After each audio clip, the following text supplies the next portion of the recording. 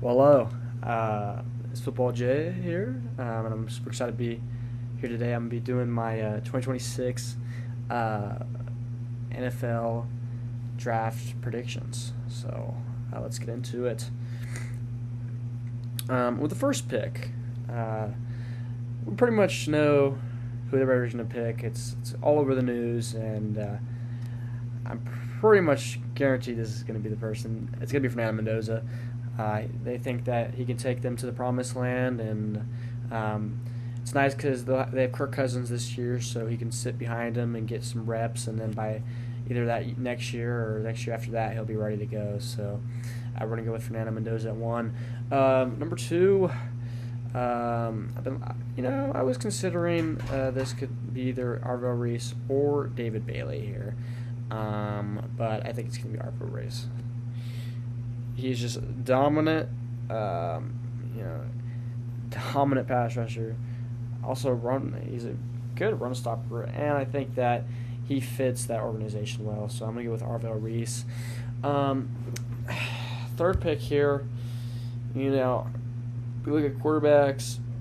They're getting rid of Kyler Murray, um, but I don't think they'll do that. To be honest with you, if they did that, they would probably trade down a lot for that to happen. So I don't. They could do that, but I think they're going to pick O line here, just for whoever is going to be their next quarterback. They'll have an O lineman to really stop that pass rush. And for that reason, I'm going to pick from Francis Magoa. Sorry if I pronounced that wrong. I've heard he's a really good pass blocker out of Miami, and I think he could be a really good fit for them. My goodness gracious. All right. So with this one, I also went kind of back and forth on with David Bailey and then Ruben Bain. And I kind of decided, I looked at like when these guys both visited there and which one I kind of looked like the Titans were more interested in, and kind of what I got from it is these guys are both great prospects, but I think Ruben Bain fits them, and it looks like from what I've seen they're a little more interested in him. Now I may be wrong on that, but I'm gonna go with Ruben Bain there. And then number five, when we look at the receiver corps for the Giants, they have absolutely nobody. They have absolutely nobody, but I think that there could be a great pick for them. I think this could be a value pick as well. And this dude has been considered to be the best prospect in this draft. And that is Caleb Downs. I'm going to go with Caleb Downs here at Ohio State. I think it would either be him or it's going to be Carnante. I think those are the only two options that the Giants are going to go with. So, but I'm going to go with Caleb Downs there. And then number six pick, we just said his name, but I'm going to pick him for the Browns here. I'm going to go with Carnell Tate. They really don't have any receiver core either. Let me think. They got Jerry Jeudy out of his prime, and they don't really have that like number one guy. And I think that Carnell Tate can be that guy. Ohio State receivers have also been historically have been really good. Ohio State's receiver U for sure. We go to the seventh pick here. I can see a few picks, but I really like Jeremiah Love to the Commanders. It gives another guy that's really could be explosive in that backfield. They already have Jaden Daniels. They have a pretty good receiving core. And if they just have that running back that can kind of just destroy D-line, I think they could really do well. So, the Commanders had a good season 2 years ago, and Jaden Daniels got hurt this last year, but I think that Jeremiah Love could add that extra spark that they're really looking for. So with that said, I'm going to go with Jeremiah Love there. And then number 8 pick here with the Saints. We're finally going to take him. He's been on the board. We're going to go with David Bailey here. David Bailey. I think he's a one of, if not the best edges in this draft class, and he'll hear his name pretty quickly. I don't think he's making it past, honestly, 8, and maybe 9, but that's where I draw it. And then with number 9, the Chiefs' offense has been pretty good. Patrick Mahomes has been kind of down a little bit. Do I go with a receiver here? I don't think so. I'm going to go with Mansour Delaney. I've heard he is a very good corner, LSU. Lockdown. Like I said, LSU is another school, kind of like Ohio State with receivers. LSU is a really good school with corners, DBs in general. Stanley was one of them that just came out a few years back, and Mansour Delaney is kind of that lockup corner you're kind of looking for. So I'm going to go with him. And then we got number 10 here with the Bengals, and I think you go a few ways here. You could see them going with a corner, maybe maybe a tackle.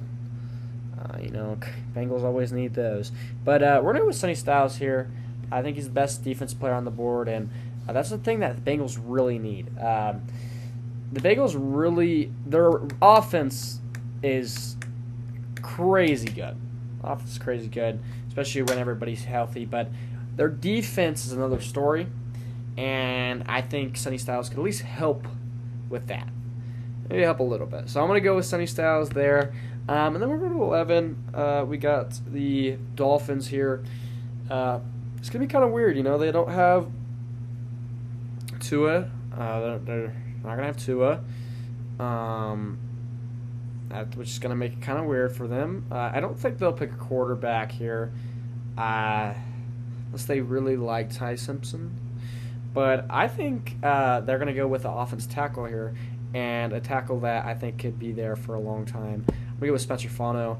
I heard I've seen number 2 offensive tackle in the draft class, and I think that the Dolphins could get a really good one here at number 11. Number 12, when we look at this, it's kind of like a Bengals situation. Their offense is really good, the defense is really bad, And when we look at that, we kind of got to look at the DBs especially, and they have not been great. The DBs have not been great. Their edges have been all right. They traded by Micah Parsons, but I don't think they're going to go edge here. I think they're going to go corner, and I think they're going to go with the best corner on the board after Mansour Delaney, and that's Jermod McCoy. We go 13 here. We got the Rams. The Rams here are intriguing. They really are. They usually don't have this high of a draft pick, so when they do, I think they're going to go with someone that gives them huge firepower, and I think that could be Jordan Tyson. The reason for that, I think Makai Lemon, I think it's Lemon, but he's great. He's a great route runner, but I really think that they already have Puka, who is a great route runner, and I think they want someone that's really like a explosive, over-the-top kind of guy, and I think that's Jordan Tyson. I think that fits him to a T, and I think that'd be a perfect pick for the Rams here. And then we got 14 with the Ravens, another team that really does not have picks this high usually, and it's a team that I really don't think will be this high come next year. And I think with the same philosophy as Rams, I think they're going to go with someone that can be explosive, someone that can help their offense, and that person is Kenyon Sadiq out of Oregon. He's basically a receiver. He's 6'4", he runs a 4.4, and he can play receiver, tight end, whatever one you need. He can be there, can take over for that tight end spot where Mark Andrews is getting really old, Isaiah Likely's gone, and I think Kenyon Sadiq would be perfect for that offense. We got a 15 here. I think it's another situation where you just got to let up on defense. and I think that the best defensive line, defensive edge that you have left is Keldrick Faulk out of Auburn. I've always thought you can never have too many good edge. No, or I guess too many good D linemen, especially edge. And this is another reason why I think it'd be perfect for the Buccaneers. They have some good edge, but you can never have too many. I'm gonna enunciate. You can never have too many good edge. So I'm gonna go with Keldrick Faulk at number 15. Then we're gonna go with 16 here. We get with the New York Jets, another team that really needs some offense firepower.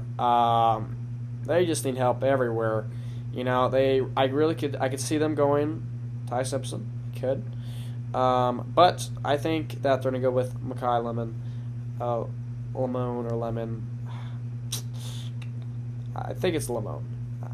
But out of USC, a guy that I could see getting drafted higher, but I think this is a good spot for him.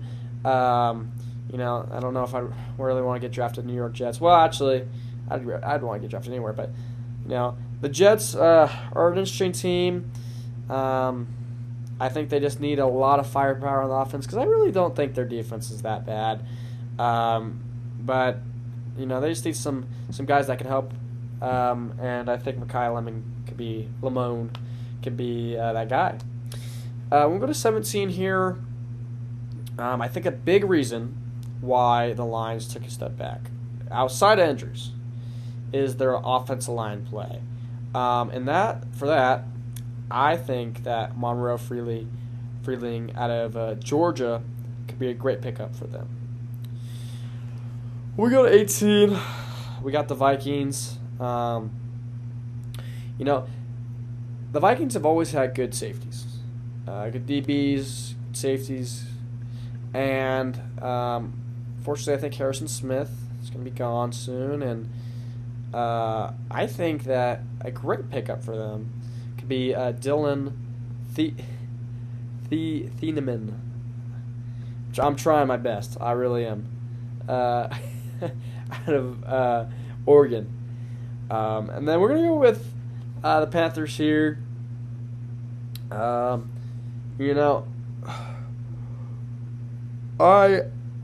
was looking at this before I made this, and I think the offensive line is another big player, especially with a young quarterback like Bryce Young. Their offense has been building and expanding, and you need offense tackles to protect the quarterback. I was looking at a guy like Caleb Lomu. He could really fit their team, but I haven't really seen too much interest, at least from the Panthers. But a guy that I have seen interest, and a guy that I think could be pretty perfect for this team, is Caden Proctor out of Alabama. So we're gonna go with him there.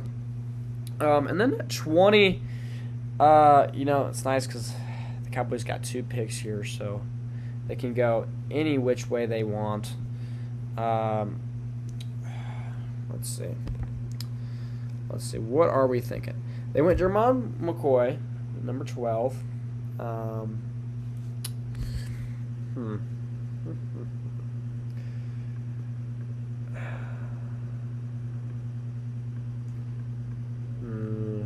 Well, you see, I was really looking at corner here, but they already picked a corner, so they can't go with another one. I don't think.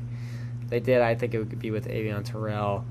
I could see him going safety. I could see him going Emmanuel Warren. I don't think. Oh, you know what? Actually, I just thought of something. I'm gonna go with Jacob Rodriguez out of Texas Tech. I think that is a perfect fit. He could have won Heisman. Really good linebacker, and he's already in Texas. I think this is kind of a hometown kid from Texas, and I think that it'd be perfect spot for him. 21, we got the Steelers, and I think, their quarterbacks, they've been needing quarterback play. Pittsburgh Steelers is a team that I think could be a really good team, especially with all the firepower they have. They had DK Metcalf. They just traded for Michael Pittman Jr. And a guy that can throw the ball to them is mandatory. And although they have Mason Rudolph, I think that they could develop a great QB. And I think Ty Simpson fits this spot really well. So I'm going to go with Ty Simpson here at 21. 22, we got the Chargers. This is a team that really needs line help. Their O-line are always injured, and some of them aren't that great. So I'm going to go with a guard out of Penn State, Olavega Ione. It's killing me. We're going to 23 here with the Eagles. The Eagles love to get defense players. Old, young, they love defensive players. And that's why they've always been good. Defense wins championships, as I say. And I think that a good player for this is T.J. Parker out of Clemson. He's been really good at Clemson. I've watched Clemson since I was younger, and last few years I've watched him, and he's been, man, what a great edge for them, and I think that'd be a perfect spot for the Eagles. We'll go to 24 here. The Browns, another team that they just need a line. I think that they already got Kyle Tate as a receiver, so they're set for that. And I think, they got Shedeur Sanders. They need someone to protect him. And I think Caleb Lomu out of Utah is the perfect guy for that. Someone that can stop the pass, pass rush, stop the rushing attack, not rushing attack, rushing defenders, and I think that he would be a perfect spot for them. So I'm going to go with him there. And then we got 25 with the Bears. Another guy that I've been watching for the last few years that is dominant, and that's Peter Woods.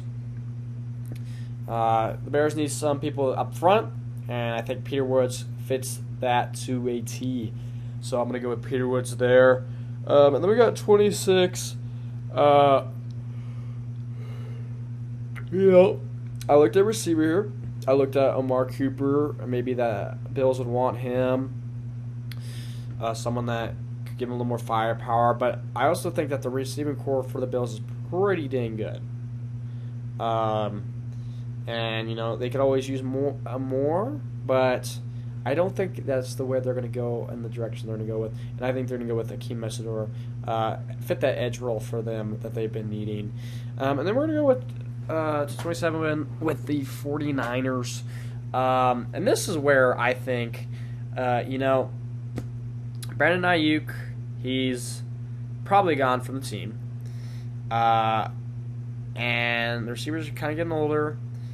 I think that Omar Cooper could be a perfect fit for them, for the 49ers. So I'm going to go with that there. 28, we are looking at Blake Miller or Kenny McDonald, and I'm going to go with Kenny McDonald here. I think that he could make a good fit, a guy that, like I say, can stop the rush really well. And the Texans, I think, could use that help. So I'm going to go with Kenny McDonald there. The pass rush is really good. But I think a little more on the rushing side could help him a little bit. I think Kenny McDonald could help that. And then 29 here, we got the Chiefs. The Chiefs already went corner in the draft. And like I say, they always need more defense. Defense wins championships. And that is why I'm going to go with Zion Young out of Missouri. 30, we got the Dolphins. Um, you know, they're not going to have a quarterback. But there's not really any more quarterbacks left on the board at this pick. And I think that a guy that could help when they do get a quarterback, and they have something figured out for that, I think, they did get a quarterback this year in Malik Willis, I believe. Malik Willis. But, we won't know for sure how that fits their team. But, a guy that could help that, Malik Willis, is Denzel Boston at Washington. I've been watching him the last 2 years, and he is a deep ball threat, one of the best that, I think, could be one of the best in the draft, honestly. Denzel Boston, he's huge. I think 6'3", 6'4", can go up and get that ball, and I think that's a perfect spot for him. Go to Miami, and get some sun, and enjoy that life. And then 31. What do the what do the Patriots need? I think they could go either receiver, but I don't think they're going to go that. I think they're going to go edge here, and I think they're going to go with Malachi Lawrence out of UCF, someone so that can help pass and rush, or help in the pass and help in the run. Like I said, you can never have too many good edge, and I think that it would be a good spot for the Patriots to get them. And then with the 32nd pick, my favorite team, the team that I think is going to win the Super Bowl next year, fingers crossed, knock on wood, is the Seattle Seahawks, of course. And we could go edge here, but I think that our edge is kind of already pretty dang good. I think maybe we could go that later in the rounds, and I think that a perfect spot for, I love an offensive guard to take over for Bradford. Don't think that's going to happen, at least not in the first round. And I think that the perfect spot and the perfect guy for this is Brandon Cease out of South Carolina.